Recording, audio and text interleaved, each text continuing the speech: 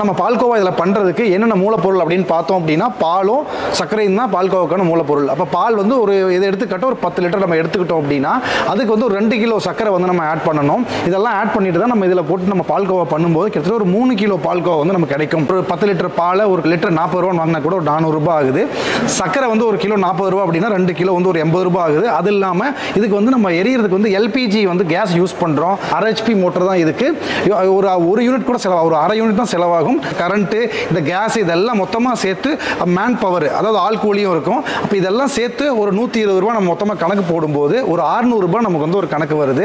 இதில் இருந்து வர்ற அவுட்புட் பார்த்தோம் அப்படின்னா ஒரு 3 கிலோ பால்கோவா வருது. இப்போ ஒரு பால்கோவா ஒரு கிலோ வந்து ஒரு 400 ரூபாய் நம்ம கொடுத்தோம் அப்படின்னாலே வந்து 3 கிலோ பால்கோவா நம்மள 1200 ரூபாய்க்கு நம்ம சேல் பண்ணோம் அப்படின்னா நமக்கு ஆன செலவு வெறும் 600 ரூபாய் தான். ஒரு 1200 ரூபாய் நம்மளால அது லாபம் எடுக்க முடியும். அதனால 600 ரூபாயிலிருந்து 1200 ரூபாய்ங்கிறது கிட்டத்தட்ட 100% லாபம் வந்து இதில் கண்டிப்பாக பார்க்க முடியும்.